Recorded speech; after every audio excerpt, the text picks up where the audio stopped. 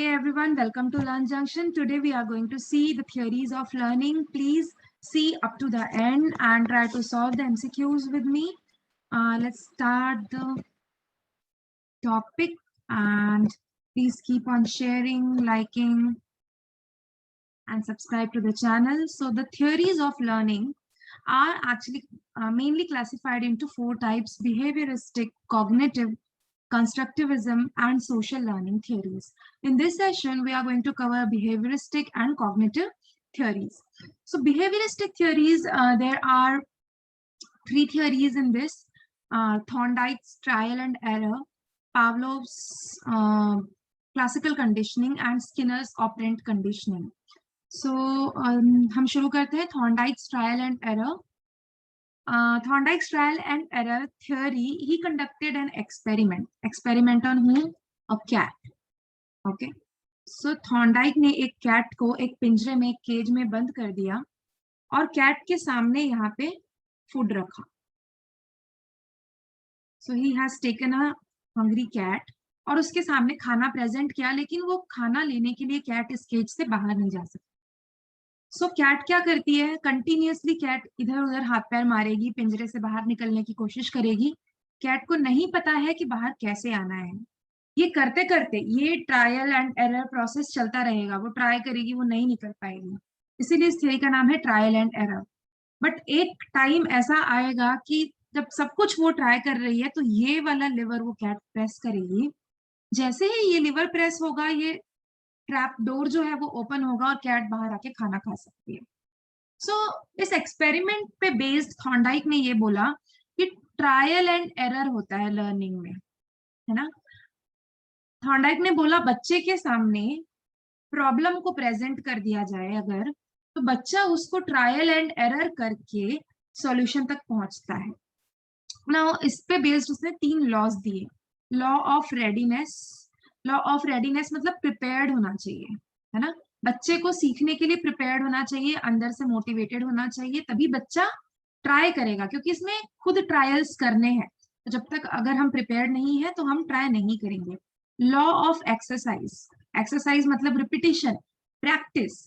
अगर आपको एक बार में कुछ नहीं मिला तो वो बार बार ट्राई करना है. You have to exercise it many times, then only you are going to get the result. और तीसरा है लॉ ऑफ इफेक्ट. ये सब करने के बाद में जो फाइनल इफेक्ट है वो अगर बच्चे के लिए प्लेजेंट है. अगर बच्चे ने जैसे यहाँ पे कैट ने ये सब किया, क्यों? खाने के लिए किया. वैसे ही अगर बच्चा कोई प्रॉब्लम सॉल्व कर रहा है और उसको उस तरीके के रिवॉर्ड्स मिलेंगे, उसका इफेक्ट अगर उसको पॉजिटिव दिखेगा, तभी बच्चा नेक्स्ट टाइम ट्रायल्स करने के लिए रेडी रहेगा. तो ये 3 लॉज थॉर्नडाइक ने दिए हैं: law of readiness, law of exercise and law of effect. तो इस पे क्वेश्चंस बन जाते हैं कभी कि किस जानवर पे उन्होंने एक्सपेरिमेंट किया था, तो कैट पे. और यहाँ पे स्टिमुलस है फूड. स्टिमुलस में आप देखेंगे यहाँ पे मैंने लिखा SR. सो इसका मतलब है स्टिमुलस दिया तो उसके अगेंस्ट में क्या आया? एक रेस्पॉन्स आया. अब स्टिमुलस क्या होता है? ऐसी कोई भी चीज जो आपको कोई एक्शन लेने पे मजबूर करे, है ना. तो यहाँ पे स्टिमुलस था फूड. इस फूड को देखकर इस हंग्री कैट को बाहर निकलना था, तभी उसने रेस्पॉन्स किया और उसने बाहर निकलने की कोशिश की. इसलिए इसको कहते हैं SR थ्योरी. स्टिमुलस है, उसके अगेंस्ट एक रेस्पॉन्स है. This is our first theory, trial and error theory given by Thorndike. Then Pavlov's classical conditioning theory. So classical conditioning theory जो है इन्होंने डॉग पे की थी. ये भी एक SR थ्योरी है. इसमें भी एक स्टिमुलस प्रेजेंट किया जाता है और उसके अगेंस्ट जो डॉग है वो रिस्पॉन्ड करता है. सो पहले हम एक्सपेरिमेंट देख लेते हैं, उसके बाद फिर इसके प्रिंसिपल्स और इसके टर्म समझेंगे. सो बेसिकली पहले क्या किया, डॉग को खाना दिखाया. तो उसको खाना दिखाया तो डॉग ने सलाइवेशन किया, राइट. उसको लालच आया, डॉग को सलाइवेशन हुआ, उसकी लार टपकी खाना देख के. अब डॉग के सामने घंटी बजाई. ऑब्वियसली घंटी का कोई एसोसिएशन नहीं है, डॉग को कुछ घंटी का पता नहीं है. सो कोई रेस्पॉन्स नहीं था घंटी के लिए डॉग का, कोई सलाइवेशन नहीं था. ठीक है, यहाँ पे सलाइवेशन था. ये बात हुई बिफोर कंडीशनिंग. कंडीशनिंग मतलब होता है आदत डालना, है ना. जब ये इसको आदत डालना जो है वो होती है कंडीशनिंग ना। अब आप यहाँ पे देखेंगे ड्यूरिंग कंडीशनिंग, अब उस डॉग को आदत डाली जा रही है। किस चीज की आदत डाली जा रही है? जब भी उसको खाना दिया जाएगा उसके साथ साथ में घंटी भी बजाई जाएगी। ठीक है, सो खाना और घंटी साथ साथ, ऐसा कुछ दिनों तक किया जाएगा। अब क्या होगा, डॉग को आदत हो जाएगी कि भाई जब घंटी बजती है तब क्या होता है, उसको खाना मिलता है ना। तो ये हो गई कंडीशनिंग। किस चीज की कंडीशनिंग? एक स्टिमुलस की, फूड की, विद अ बेल। और उसके बाद क्या होगा, थोड़े दिनों बाद अब डॉग को आदत पड़ चुकी है कि जब भी घंटी बजती है तो मुझे खाना मिलता है। तो खाना नहीं भी दिया जाएगा तो भी जब बेल बजाई जाएगी तो डॉग को सलाइवेशन होगा। ओके, तो ये होती है कंडीशनिंग, क्लासिकल कंडीशनिंग थियोरी कहते हैं इसको। इसमें दो तीन टर्म्स हैं जो हम यहाँ पे एक बार समझ लेते हैं। अगर ये एक्सपेरिमेंट आपको समझ में आ गया है तो टर्म समझना डिफिकल्ट नहीं होगा। UCS मतलब होता है अनकंडीशनड स्टिमुलस, क्योंकि अभी कंडीशनिंग नहीं हुई है ना। तो ये है अनकंडीशनड स्टिमुलस और ये है अनकंडीशनड रेस्पॉन्स। तो दोनों अनकंडीशनड है, कंडीशनिंग नहीं हुई है।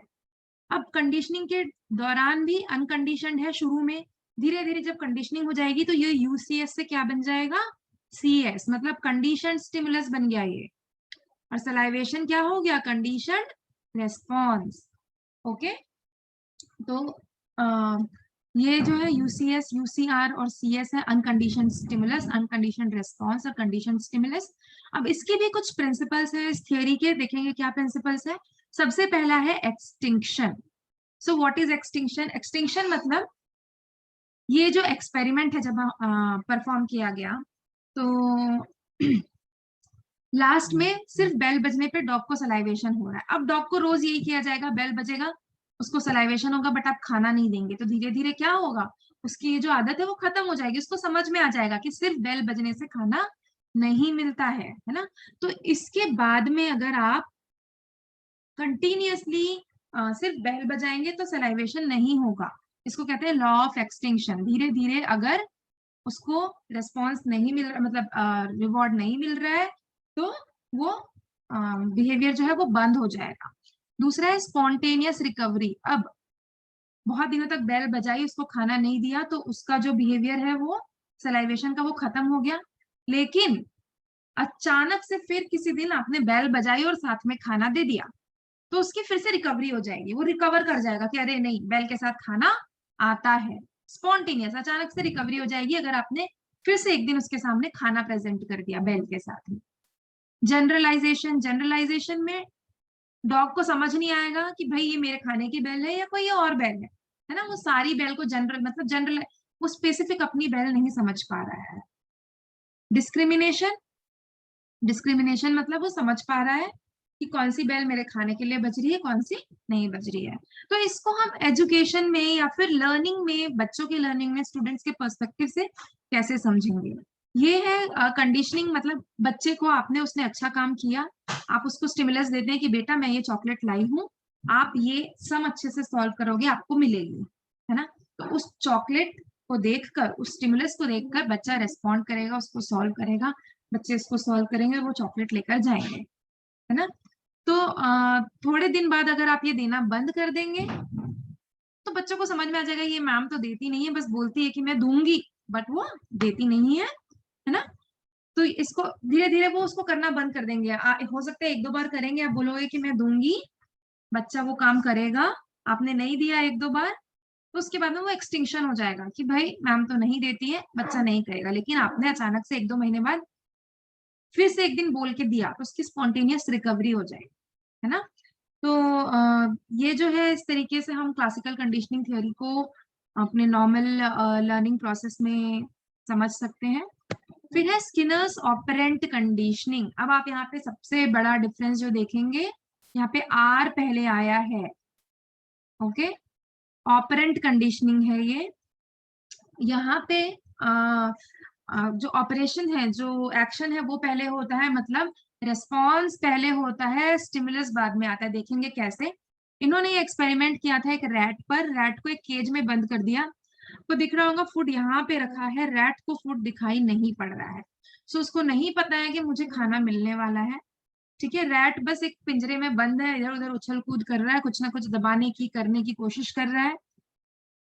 अचानक से वो एक बार लिवर प्रेस करता है। जब वो ये प्रेस करता है तो उसके सामने ये खाना आता है। अब उसको इससे समझ में आया कि जब ये लिवर प्रेस करो तो मुझे खाना मिलता है ना। तो उसको ये चीज लर्न हो गई और धीरे धीरे वो जल्दी जल्दी लिवर प्रेस करने लगा। ठीक है, तो इसमें पहले उसका एक्शन हो रहा है, मतलब पहले रेस्पॉन्स है, बाद में स्टिमुलस आ रहा है। इसको इंस्ट्रूमेंटल कंडीशनिंग भी कहते हैं। इस पे भी क्वेश्चंस बनते हैं इंस्ट्रूमेंटल कंडीशनिंग पे। अब इसके कंपोनेंट्स क्या है? कंपोनेंट्स है रीइंफोर्समेंट, मतलब कोई भी चीज रीइंफोर्स की जा सकती है, पॉजिटिव भी और नेगेटिव भी। जैसे फॉर एग्जाम्पल दिन भर बच्चे ने अच्छे से पढ़ाई की, ठीक है, और टीचर ने आखिरी में उन्हें गेम खिलाया। तो अब ये आखिरी में गेम खिलाया टीचर ने, जो उनको स्टिमुलस मिला, वो उनके लिए स्टिमुलस बन जाएगा नेक्स्ट टाइम कि यार अगर हम 35 मिनट्स अच्छे से पढ़ाई करते हैं तो टीचर आखिरी के 5 मिनट्स हमें बहुत अच्छे गेम खिलाती है ना। तो ये हो गया पॉजिटिव रीइंफोर्समेंट। अब नेगेटिव रीइंफोर्समेंट क्या है? नेगेटिवली कैसे रीइंफोर्स आप कर सकते हैं कि अगर बच्चों ने अच्छे से पढ़ाई की तब तो आपने उनको गेम्स खिलाए, लेकिन अगर बच्चों ने अच्छे से पढ़ाई नहीं की तो आखिरी के 5 मिनट में आपने उन्हें may be finger on your lips करके बैठने बोल दिया 5 मिनट्स। ठीक है, आईज क्लोज करके। तो बच्चे तो ये नहीं कर पाएंगे, उनके लिए तो डिफिकल्ट हो जाएगा, है ना। तो आपने उनका जो वो गेम का जो टाइम था 5 मिनट्स का, वो निकाल लिया। नेगेटिव रीइंफोर्समेंट में रिमूव किया जाता है कोई ऐसी चीज को जो उनके लिए प्लेजेंट है ना। फिर है पनिशमेंट। हाँ, पनिशमेंट पॉजिटिव और नेगेटिव कैसे हो सकता है? आप सुबह सो रहे होते हैं तो आपकी मम्मी जो है आके पंखा बंद कर देती है ताकि आप उठें। ये हो गया आपका नेगेटिव पनिशमेंट, है ना। आपको पता है कि यार ये चीज अनप्लेजेंट होने वाली है, तो धीरे धीरे क्या होगा, आप जैसे ही मम्मी कमरे में आएगी, अरे अब तो पंखा बंद करेगी, तो आप उठ जाएंगे। तो ये हो गया पनिशमेंट। पहले पहले रेस्पॉन्स आया इसमें, मम्मी ने पंखा पहले बंद किया, है ना। कोई आपका वेट नहीं किया कि आप नहीं उठेंगे तो वो बंद करेंगे। तो ये हो गया आपका नेगेटिव पनिशमेंट। अब पॉजिटिव पनिशमेंट क्या है कि अगर आप देर तक सोए तो आपको घर के कोई काम करने लगा दिया मम्मी ने, तो आपको पता है कि भाई देर तक सोएंगे तो ये काम करना पड़ेगा, उससे अच्छा हम टाइम पे उठ जाते हैं। तो ये हो गई पॉजिटिव पनिशमेंट। तो ये जो है ऑपरेंट कंडीशनिंग के ये सब कंपोनेंट्स है, reinforcement and punishment. So basically rewards देके हम किसी के बिहेवियर को एनहांस कर सकते हैं, और इस तरीके की जो पनिशमेंट होती है वो उस चीज को उनको रेस्ट्रिक्ट करती हैं। तो यहाँ पे जो बिहेवियरिस्टिक थियरीज हैं वो कंप्लीट होती हैं। यहाँ पे सब जगह हम देखेंगे एक्सटर्नल एनवायरनमेंट से हम बिहेवियर को उनके ट्रेन कर रहे हैं, चाहे वो थॉर्नडाइक की कैट हो, पैवलोव का डॉग हो, या फिर स्किनर का रैट हो। Now we come to cognitive theories. Cognitive theories में पियाजे की थियरी है, फिर कॉलर्स गेस्टाल्ट थियरी है, लेविन्स फील्ड थियरी। सबसे पहले हम कॉलर्स गेस्टाल्ट थियरी देखते हैं। कॉलर ने इंसाइटफुल लर्निंग दी थी। इंसाइट क्या होता है? अंतर्दृष्टि, मतलब एकदम बैठे बैठे आपको अचानक से किसी चीज का सोल्यूशन आता है। होता है हमारे साथ ऐसा कई बार, कोई चीज हमारी गुम गई है, हमें नहीं ध्यान है, अचानक से हमें बैठे बैठे लगता है अरे लगता है यहाँ पे ढूंढना चाहिए, हो सकती है। So sudden solution, sudden solution कोई चीज का जो निकलता है उसको कहते हैं इंसाइटफुल लर्निंग। ये एक्सपेरिमेंट कोलर ने किया था एक चिंपैंजी के साथ। एक चिंपैंजी को उन्होंने एक केज में बंद कर दिया, वहां पे बॉक्सेस, लॉग्स, ये सब पड़े हुए थे बहुत सारे, और ऊपर केला लटका दिया। तो बनानास को देख के चिंपैंजी को वो खाना था। चिंपैंजी ने बहुत ट्राई किया लेकिन उसे नहीं मिला, बहुत अलग अलग तरीके से ट्राई किया लेकिन उसे नहीं मिला। ठीक है, बॉक्सेस में वो बैठा है, आप देख सकते हैं, सोच रहा है। तो अचानक से एक दिन उसको क्या हुआ, इंसाइट आया उसको, यार यहाँ पे इतनी चीजें पड़ी है, मैं इनको यूज करके देखता हूँ, है ना। तो उन्होंने क्या किया, उसको सॉरी उसने क्या किया, चिंपैंजी ने उसको उठाया और उससे बॉक्सेस को रख के उसके ऊपर चढ़ के उसने केले को किसी लॉग की हेल्प से, लकड़ी की हेल्प से उसको वहां से निकाला। तो उसको बैठे बैठे इंसाइट आया, उसको किसी ने सिखाया नहीं, उसने खुद सीखा, है ना। सडन सॉल्यूशन उसके दिमाग में एक दिन आया। तो ये जो है इंसाइटफुल लर्निंग है। आप यहाँ पे देखेंगे कॉलर्स गेस्टाल्ट थ्योरी भी इसको बोलते हैं। गेस्टाल्ट मैंने पिछले लेक्चर में ही कवर किया है।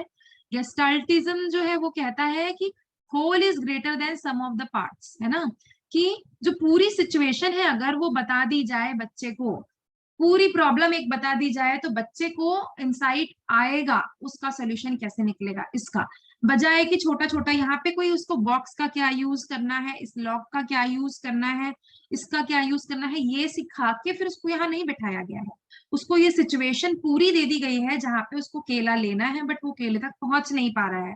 सारी जो चीजें हैं एनवायरमेंट में ऑलरेडी मौजूद है, और जिस तरीके से ये चिंपैंजी ने यहाँ पे सोल्यूशन ढूंढा, अचानक से उसको इंसाइट आया, वैसे ही बच्चों को भी आएगा।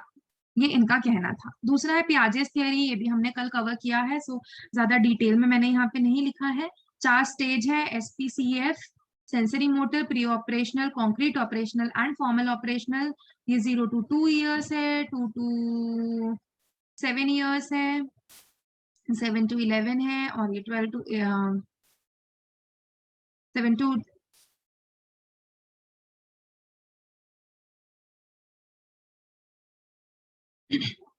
हाँ, तो वीडियो हो गया था। सो फॉर्मल ऑपरेशनल है 12 एंड अप, है ना, तो 12 साल से ऊपर का जो है वो फॉर्मल ऑपरेशनल हो जाता है।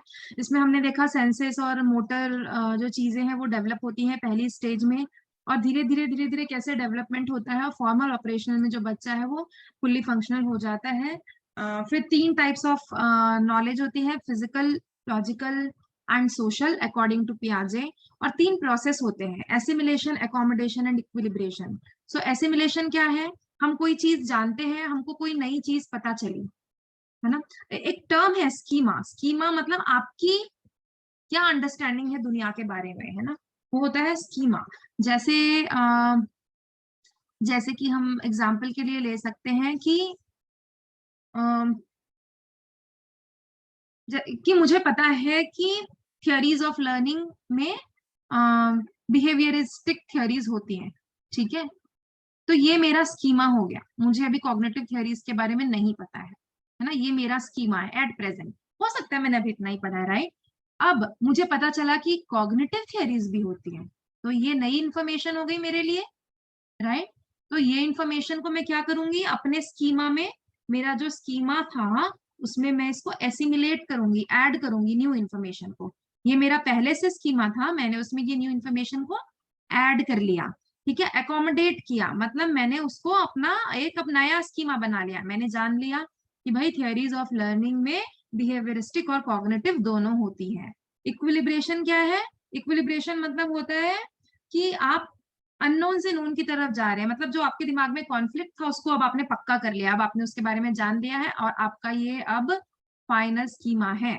अब फिर से कोई नई इंफॉर्मेशन आएगी तो आप फिर क्या करेंगे, उसको एसिमिलेशन करेंगे। तो ये प्रोसेस कंटिन्यूस चलता रहता है, एसिमिलेशन, एकोमोडेशन एंड इक्विलिब्रेशन। ना, जो तीसरी थियरी है कॉग्निटिव, वो है लेविन्स फील्ड थियरी, इसको फील्ड थियरी बोलते हैं। इन्होंने बोला कि दिमाग के अंदर क्या चल रहा है सिर्फ उससे, या सिर्फ बिहेवियर को ट्रेन करने से, या फिर किसी एज के अकॉर्डिंग कुछ नहीं होता है, ये सारी चीजें मिक्स्ड होती हैं, ठीक है। तो ये कहते हैं ये रिलेटिविस्टिक प्रोसेस है, रिलेटिव टू ईच अदर, मतलब इंसान भी, एनवायरनमेंट भी, सबका उतना ही बराबर वो होता है। और नई इंसाइट जो डेवलप होती है वो इंसान करता रहता है, and it happens in relation to the environment. तो ये बोलते हैं ये कोई मैकेनिकल प्रोसेस नहीं है कि भाई आपने आदत डलवा दी, स्टिमुलाई दे दिया, रेस्पॉन्स आ गया, तो इस तरीके से ये मैकेनिकल या मशीन की तरह नहीं चलता है। और वो कहते हैं कि इंसान का एक साइकोलॉजिकल स्पेस होता है, फॉर एग्जाम्पल ये मेरा साइकोलॉजिकल स्पेस है। तो इन्होंने टर्म्स दिए कुछ, ठीक है, लाइफ स्पेस या फिर साइकोलॉजिकल स्पेस है ये हर एक इंसान का। उसका केंद्र जो है वो इंसान खुद है, पर्सन है, और उसके ऊपर हमेशा कुछ ना कुछ ड्राइविंग फोर्सेस एक्ट करते रहते हैं। वो ड्राइविंग फोर्सेस घर में कोई खुशी का माहौल हो सकता है, कोई आपकी एस्पिरेशन हो सकती है, कोई आपकी डिजायर हो सकती है, कोई प्रेशर आप पे हो सकता है, कोई स्ट्रेस हो सकता है। इतनी चीजें इंसान के जीवन में चलती रहती हैं। तो ये जो ड्राइविंग फोर्स है इसको कहते हैं वेक्टर।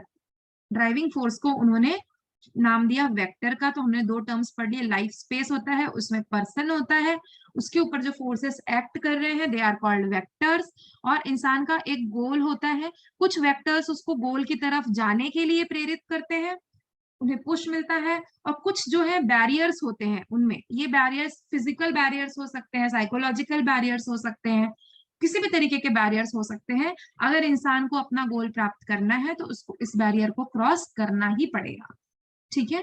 और ये साइकोलॉजिकल एनवायरनमेंट है। तो इस तरीके से उन्होंने लाइफ स्पेस की बात करी, एक फील्ड की बात करी, एक पूरा फील्ड होता है जिसमें इंसान और उसके आसपास का जो वातावरण है वो उसको इम्पैक्ट कर रहा है, और इस तरीके से उसका जो संज्ञान है, उसकी जो समझ बूझ है वो डेवलप हो रही है, वो अपने गोल को अचीव करता है। सो ये थियोरी लेविन के द्वारा दी गई थी, इसको लेविन्स फील्ड थ्योरी भी कहते हैं। क्वेश्चन नंबर्स पे मत जाइए, मैंने बस अभी ये वीडियो जस्ट बनाया है, क्वेश्चंस मैंने इधर उधर से लिए हैं। So let's just go through the questions. So which theorist believed that while the ages at which children mature vary somewhat, all children go through 4 stages of cognitive development that occur after certain neurological changes. तो हमने अभी देखा 4 stages किसकी है, प्याजे की, है ना।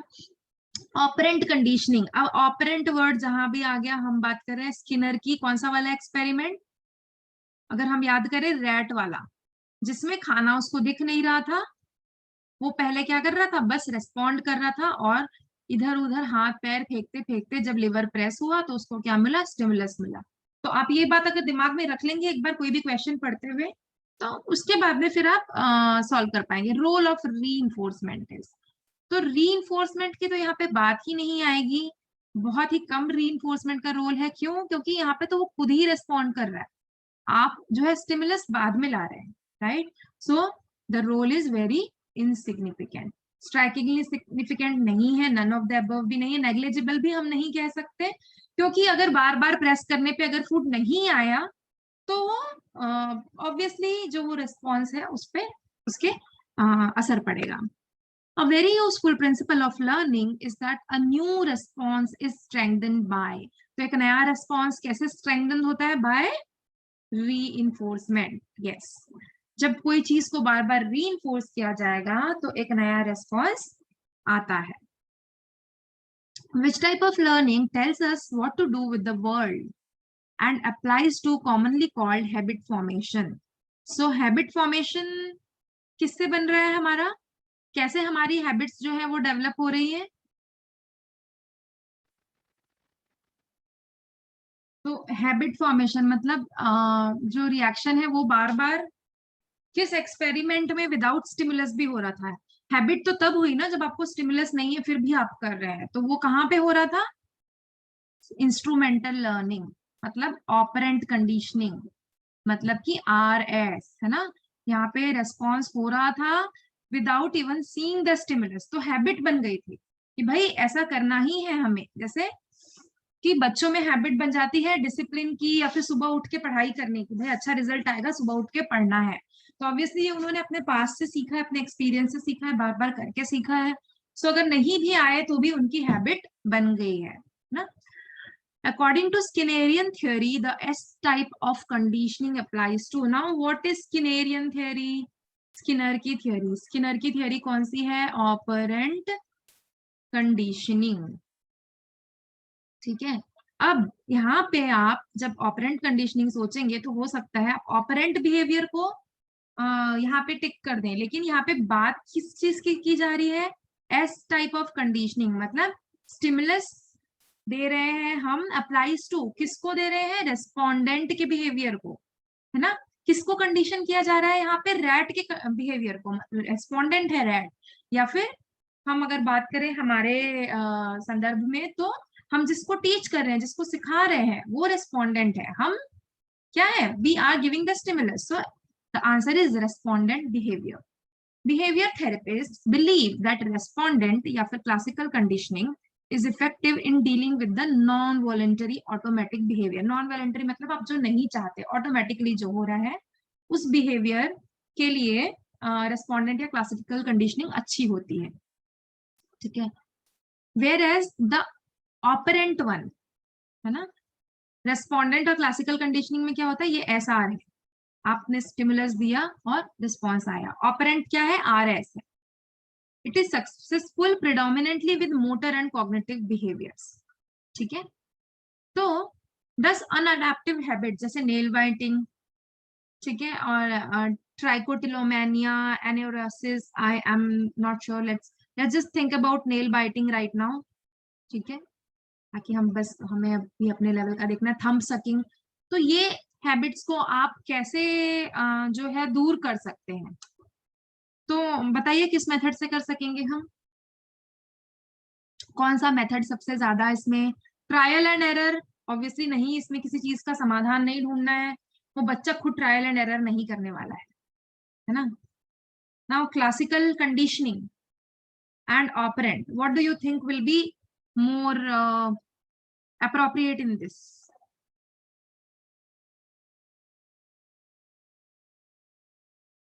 So I can do one thing, I can just leave this question so that हम जब next lecture चालू करें जिसमें हम transfer of learning करेंगे, I just want कि we think about this more till that lecture, and in next lecture we start from here, so that एक थोड़ा सा connection भी build हो जाएगा और आप एक बार जाके पीछे revisit भी slide को करेंगे। So thank you so much, and let's meet in our next session. Bye bye. I hope you have understood what I wanted to explain today. These are all the notes which I have made, taking sources from here and there, and the pictures are not made by me. They have been taken also from the books or the other sources. So it's just my formation of the PPT and how I wanted to explain it, which is mine. But I hope it helps you. And yeah, please stick to Learn Junction. Thank you so much. Bye bye.